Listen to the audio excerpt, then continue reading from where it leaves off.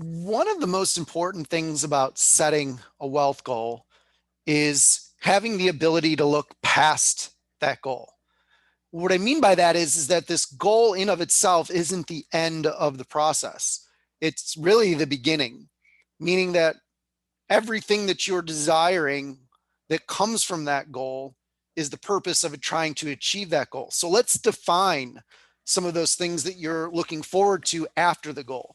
So in the ideal life vision board, we're going to write down our wealth goal. We're going to write down the date by which we want to achieve that goal. And now we're going to briefly describe ourselves in these 6 different categories. Really take a minute to close your eyes and think about what your daily activities are going to look like. What time do you get up? What do you do first thing in the morning?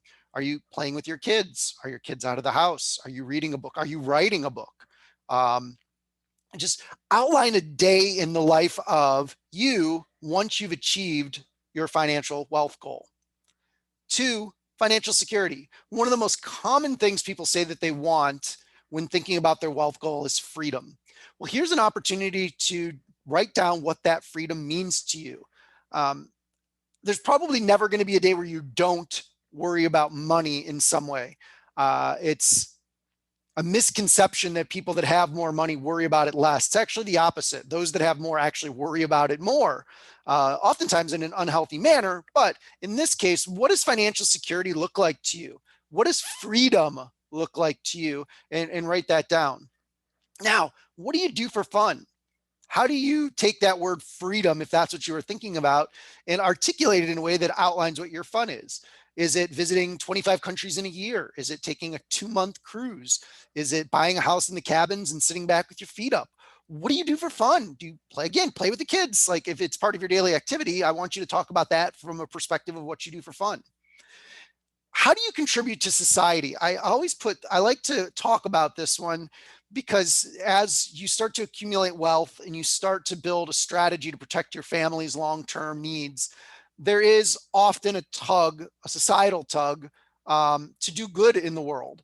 This is where legacy can come in. Legacy is often beyond your family. It's the impact that you're going to create in this world. Is there a big world problem you want to spend time solving? Do you want to help the world with clean water, which is one of the visions that my wife and I share? Whatever your contribution to society is, write it down. Give yourself something to look forward to. Do you want to be a patron of the arts? Do you want to help sick children? What do you want to do that's bigger than you so that you can envision yourself doing that once you reach your wealth goal? Now, describe your career or your business. Often entrepreneurs, let me rephrase that. Entrepreneurs often don't retire. No matter how much money they have, they're always involved in something. Do you want to be a mentor to startups? Do you want to be a mentor to troubled teenagers? Do you want to have a real estate empire where you collect residual incomes off of rents and have somebody else managing the day-to-day billing and maintenance, and so you can just have that monthly check come in?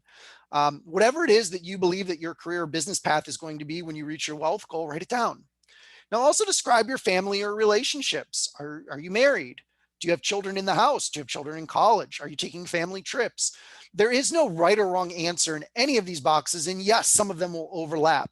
The ultimate goal here is for you to be able to articulate what it is that you want out of life, so that when you write down your wealth goal and the date that you want to work towards it, you're not just working towards a number, you're working towards what comes after the number.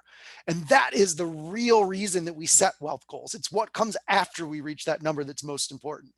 Take time to write this down, and then let's set up a call and go over it. Peace.